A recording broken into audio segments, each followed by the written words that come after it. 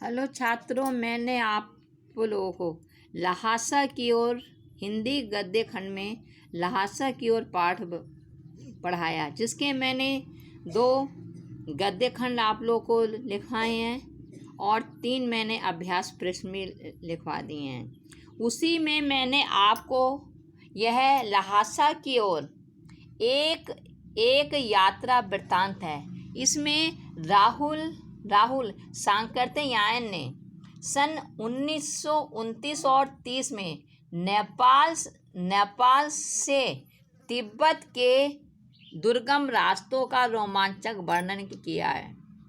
इसमें बताया है कि नेपाल तिब्बत मार्ग में नेपाल से तिब्बत आने जाने का मुख्य मार्ग है। यहाँ पर यह एक सैनिक मार्ग भी था। आज भी अनेक चौकियाँ तथा किले बने हुए हैं। यहाँ कभी चीनी सेना रहती थी। आज कई मकान गिर चुके हैं और कई में किसानों ने अपना डेरा बना लिया है। फिर उन्होंने तिब्बत के सामाजिक जीवन का वर्णन किया है। तिब्बत के जीवन में अनेक आराम तथा कठिनाइयां हैं। यहाँ जाति पाति और छुआछूत नहीं है। औरतें पर्दा भी नहीं करती। निम्न श्रेणी के भिखमंगों को छोड़कर अन्य कोई अनजान व्यक्ति भी घर के भीतर तक जा सकता है। उसके कहने पर घर की सास या बहू उसके लिए चाय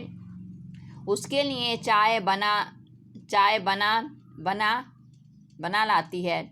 वहाँ चाय मक्खन और सोडा नमक मिलाकर चौड़ी में कूटकर मिट्टी के टोंटीदार बर्तन में परोसी जाती है। लेखक वहाँ पर जान पहचान होने से ठहरने का जो प्रबंध बहुत ही अच्छा जो है हो जाता है। डांडे तिब्बत के खतरनाक स्थल हैं। ये 16-17 हजार फीट की ऊंचाई पर स्थित हैं। यहाँ पर मीलों तक कोई गांव नहीं है। नदियों के मोड़ों और पहाड़ों के कारण यहाँ आदमी दिखाई नहीं देते। डाकुओं के लिए यहाँ यह सबसे अधिक सुरक्षित स्थल है। यहाँ सरकार पुलिस पर कोई खर्च नहीं करती, इसलिए यहाँ खून आसानी से हो जाते हैं। डाकू पहले आदमी को मारते हैं और फिर माल लूटते हैं। इस कारण यह है कि यहाँ लोग लाठी की जगह बंदूक और पिस्तौल लिए फिरते हैं, क्योंकि वहाँ पर हथियार रखने अथवा ना रखने पर कोई भी कानून नहीं है। इसलिए हर व्यक्ति अपने पास पिस्तौल या बंदूक रखने के लिए स्वतंत्र है। लेखक सुमति भिखमंगों के वेश में यात्रा कर रहे थे, इसलिए उन्हें डाकुओं का कोई भी खतरा नहीं था। जहाँ भी वे खतरा देखते जब अपनी टोपी को जो है उतार कर भीख मांगने लगते थे। उन्होंने घोड़ों पर यात्रा की। 16-17 मील की ऊंचाई पर उन्हें उन्हें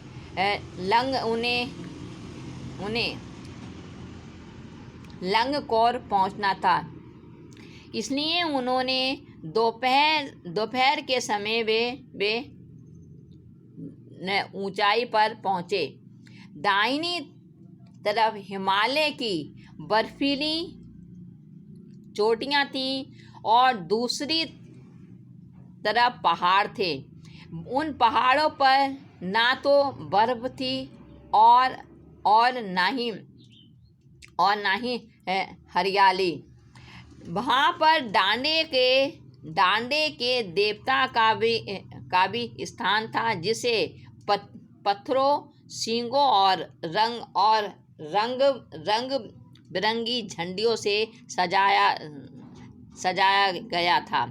उतराई पर जब लेखक उतर कर आ रहे थे, तब लेखक वहाँ पर दो रास्ते थे।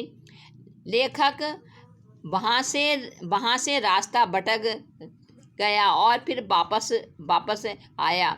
सुमति उसका इंतजार कर रहा था। फिर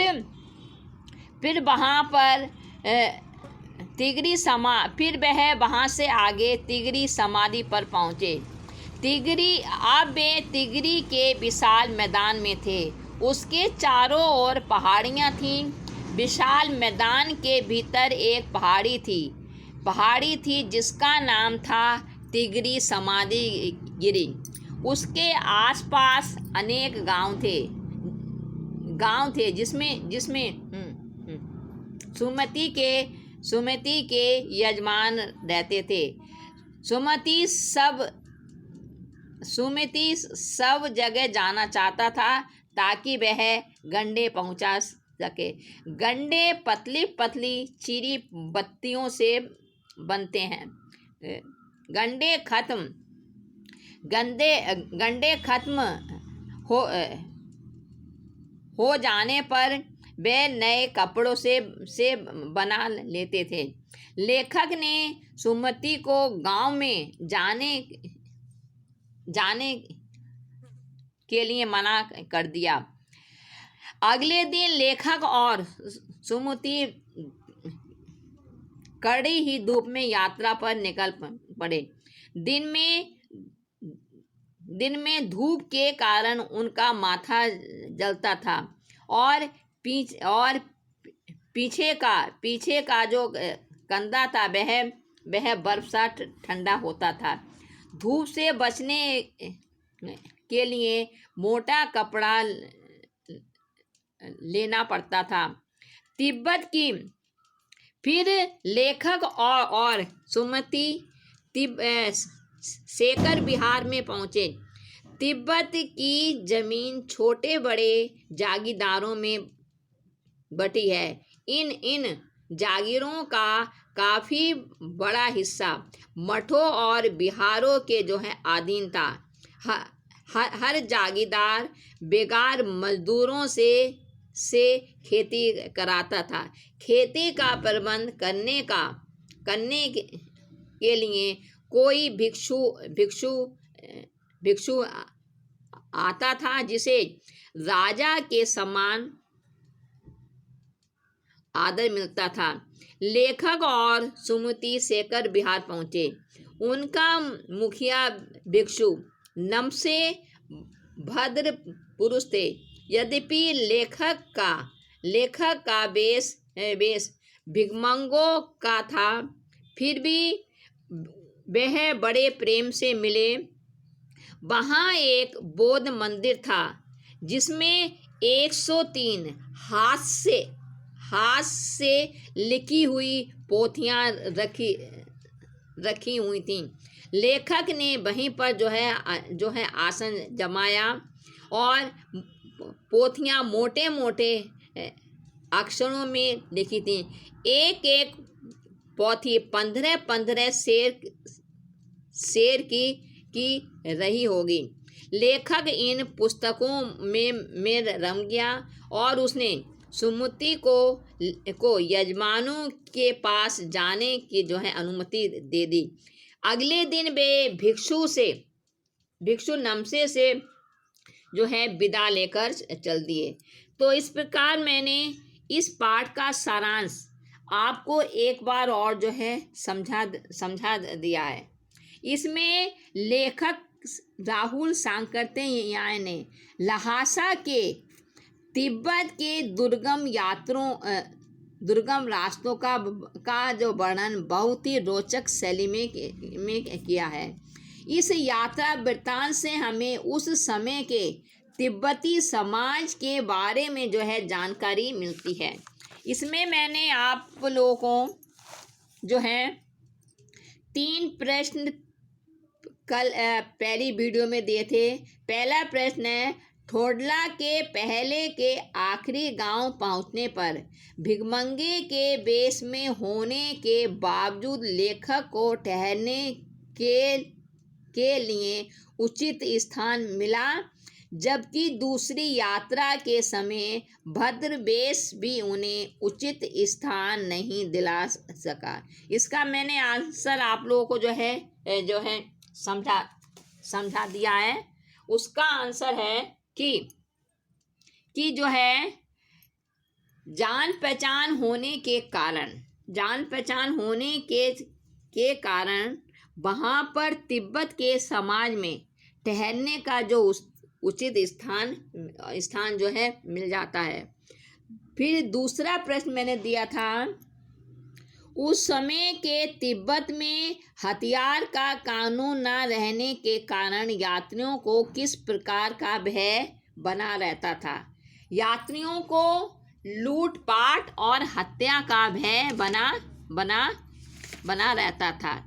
तीसरा प्रश्न मैंने दिया था आपको, लेखक ने शेखर विहार में सुमति को उनके यजमानों के पास जाने से रोका, परंतु दूसरी बार रोकने का प्रयास क्यों नहीं किया। इसका आंसर है कि लेखक को दूसरी बार मंदिर में 103 हस्तलिखित पोथियां मिल गईं।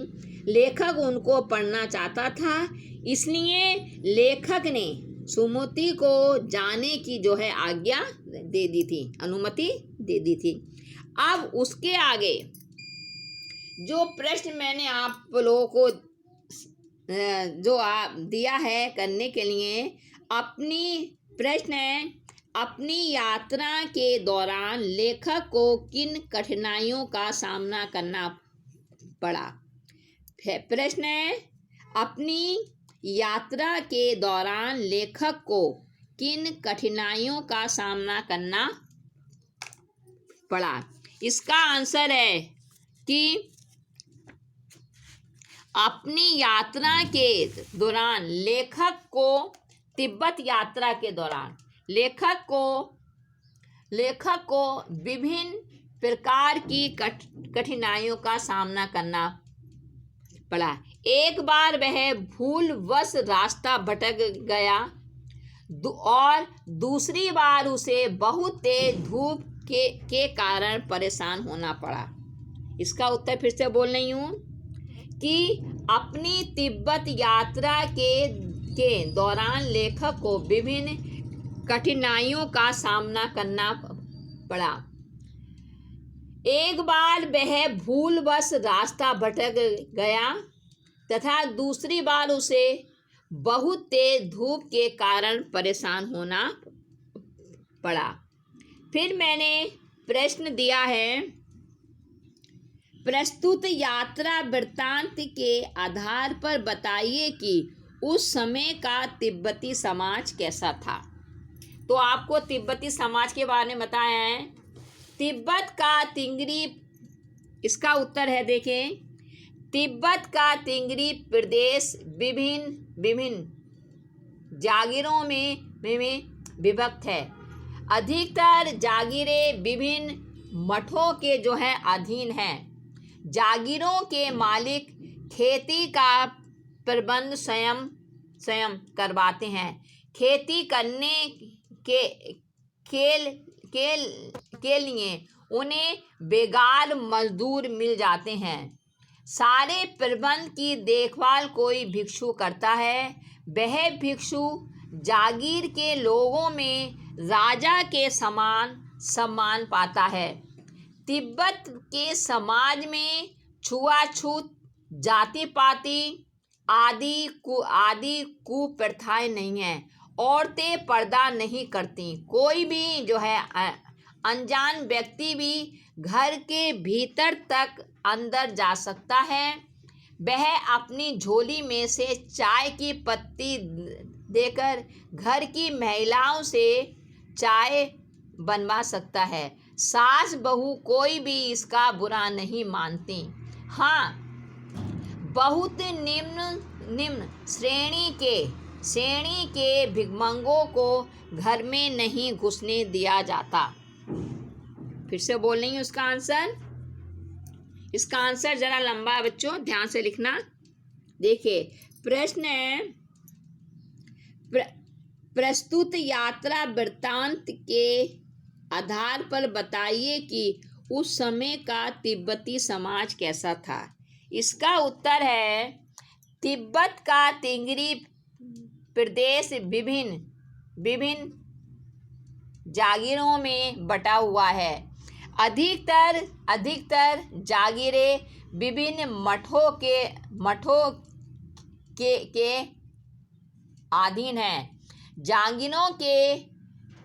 जागीरों के मालिक खेती का प्रबंध स्वयं करवाते हैं।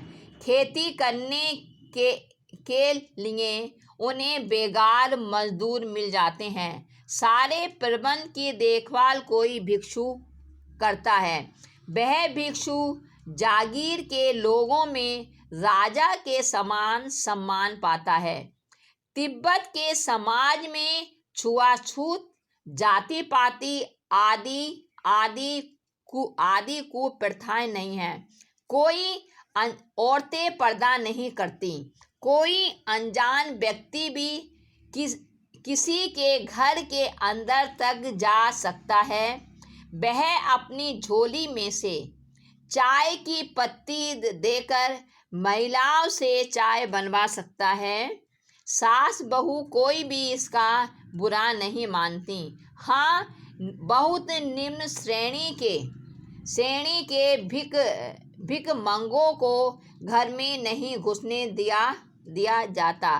तिब्बत के लोग जान पहचान होने पर यात्रियों के ठहरने का बहुत अधिक प्रबंध करते हैं। शाम के 6 बजे के बाद वे छड़ पीकर मस्त हो जाते हैं।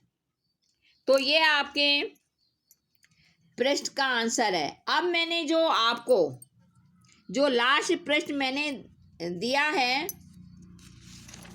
वह है प्रश्न नंबर 10। यात्रा वृत्तांत के आधार पर तिब्बत की भौगोलिक स्थिति का शब्द चित्र प्रस्तुत करें। वहाँ की स्थिति आपके राज्य शहर से किस प्रकार भिन्न है। तो इसमें हमें इसके आंसर में तिब्बत की जो भौगोलिक स्थिति है उसके बारे में बताना है, और दूसरे वहाँ हमारे राज्य और शहर किस प्रकार वहाँ से भिन्न है। तो अभी देखिए इसका आंसर, तिब्बत पहाड़ी प्रदेश है। यह समुद्र तट से 16-17 हजार फुट की ऊंचाई पर स्थित है। इसके रास्ते ऊंचे नीचे और बीहड़ है। बीहड़ माने भयानक, ऊंचे टेढ़े मेढ़े। इसके रास्ते ऊंचे नीचे और बीहड़ हैं। पहाड़ों के अंतिम सिरों और नदियों के मोड़ पर खतरनाक सूने प्रदेश बसे हुए हैं। यहाँ मीलों मील तक आबादी नहीं होती। दूर तक कोई आदमी नहीं दिख पड़ता। एक और हिमालय की बर्फीली चोटियाँ दिखाई पड़ती हैं, तो दूसरी ओर ऊंचे ऊंचे नंगे पहाड़ खड़े हैं। तिगरी नामक स्थान तो जो है अद्भुत है। इसमें एक विशाल मैदान है जिसके चारों ओर पहाड़ ही पहाड़ हैं और बीचों बीच भी एक पहाड़ी है। इस पहाड़ी पर एक मंदिर है जिसे पत्थरों के ढेर, जानवरों के सींगों और रंग रंग बिरंगे कपड़ों की झंडियों से सजाया गया है। तो ये जो है आपका तिब्बत का भौगोलिक स्थिति है। अब इसको दूसरी लाइन से लिखेंगे। हमारे हमारे हमारे शहर और राज्य तिब्बत के से बहुत अधिक भिन्न हैं। यहाँ के रास्ते ना ही टेढ़े मेढ़े हैं और ना ही बीहड़ है। यहाँ पर एक साथ रास्ते हैं और यहाँ पर पहाड़ी भी नहीं है। यह समुद्र से हमारे राज्य और प्रदेश समुद्र से 16-17 हज़ार फीट की जो है ऊंचाई पर नहीं है। तो यह पूर्णतः, और यहाँ पर जो है आबादी घनी है और जो है निर्जन स्थान नहीं है। तो एक बार फिर से इसका मैं आंसर बोल रही हूँ मैं। प्रश्न है, यात्रा वृत्तांत के आधार पर तिब्बत की भौगोलिक स्थिति का शब्द चित्र प्रस्तुत करें। वहाँ की स्थिति आपके राज्य शहर से किस प्रकार भिन्न है। तो इसका आंसर है कि तिब्बत पहाड़ी प्रदेश है। यह समुद्र तट से 16-17 हज़ार फुट की ऊंचाई पर स्थित है। इसके रास्ते ऊंचे नीचे और बीहड़ हैं।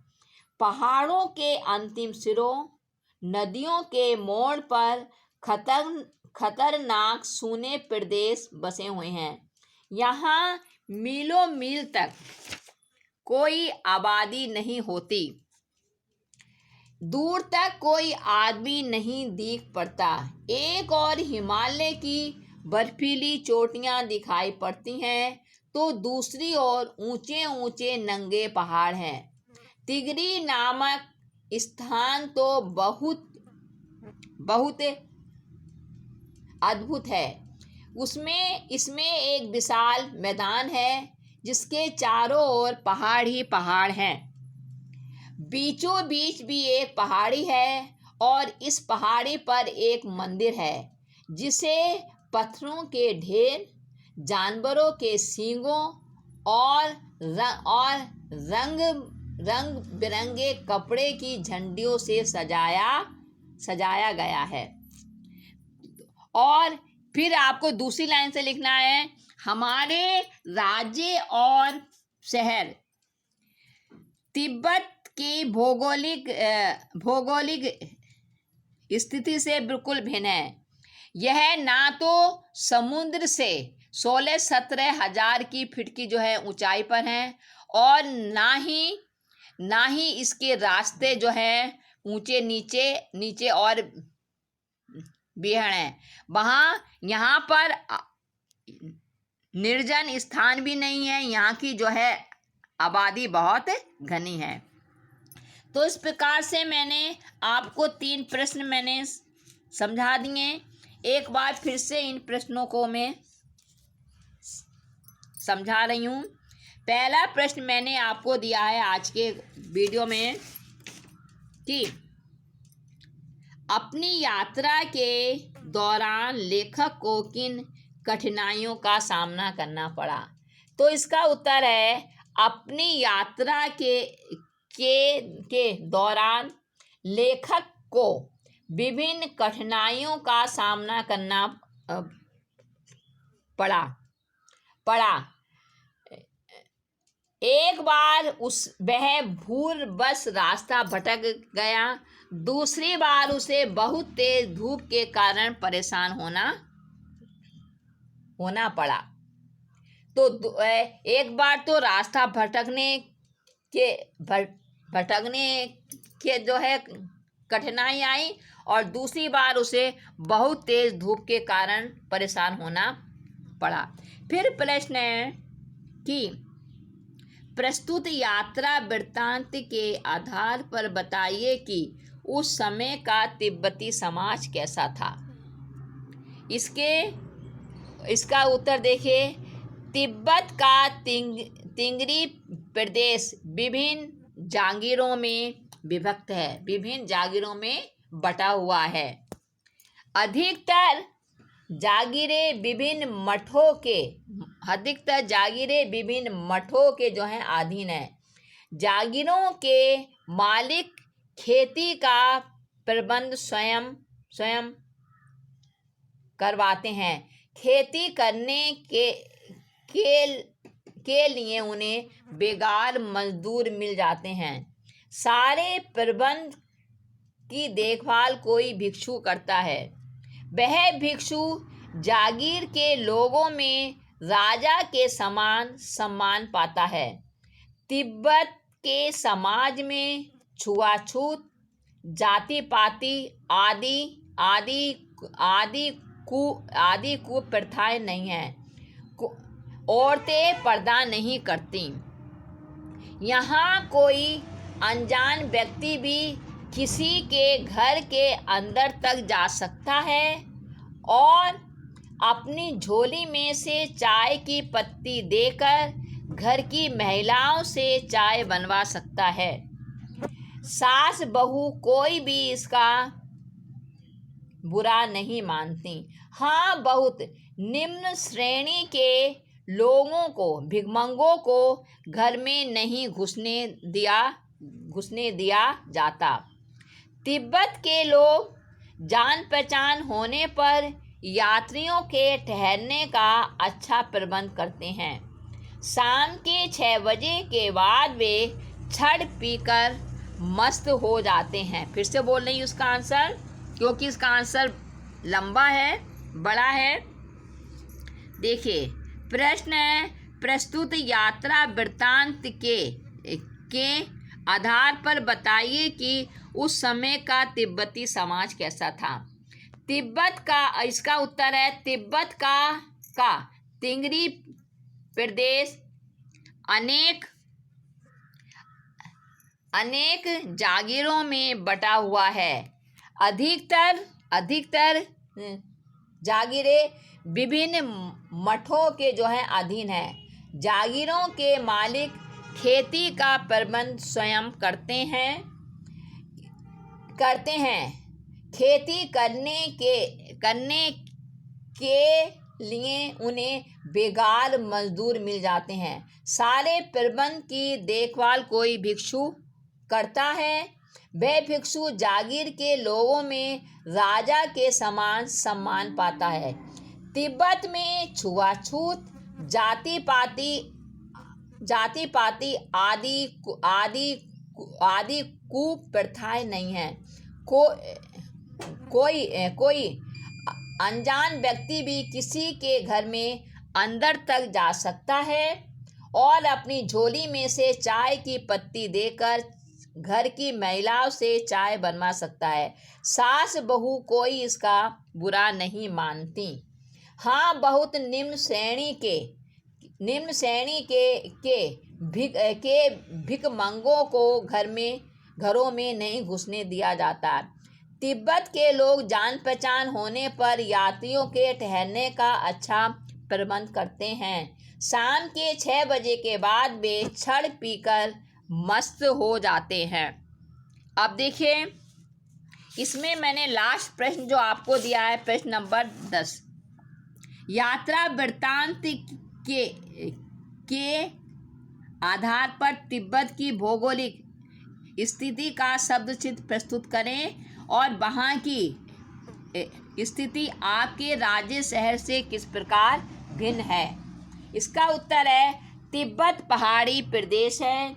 यह समुद्र तट से 16-17 हजार फुट की ऊंचाई पर स्थित है। इसके रास्ते ऊंचे नीचे और बिहन हैं। पहाड़ों के अंतिम सिरों नदियों के मोड़ पर खतरनाक सूने प्रदेश बसे हैं। यहाँ मीलों मील तक कोई आदमी दिखाई नहीं देता। एक और हिमालय की बर्फीली चोटियाँ हैं, दूसरी ओर ऊंचे ऊंचे नंगे पहाड़ खड़े हैं। तिगरी नामक स्थान तो अद्भुत है। इसमें एक विशाल मैदान है जिसके चारों ओर पहाड़ ही पहाड़ हैं। बीचों बीच एक पहाड़ी है। इस पहाड़ी पर एक मंदिर है जिसे पत्थरों के ढेर, जानवरों के सींगों और रंग बिरंगे कपड़ों की झंडियों से सजाया गया है। तो इस प्रकार से मैंने आप लोगों को ये प्रश्नोत्तर करा दिए। इसके साथ ही आज आपका ये पाठ समाप्त हो गया है।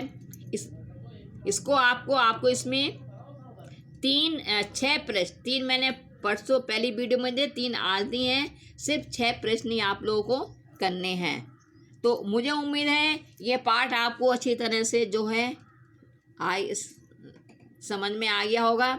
इसके प्रश्नोत्तर करने में आपको कोई दिक्कत नहीं होगी। धन्यवाद।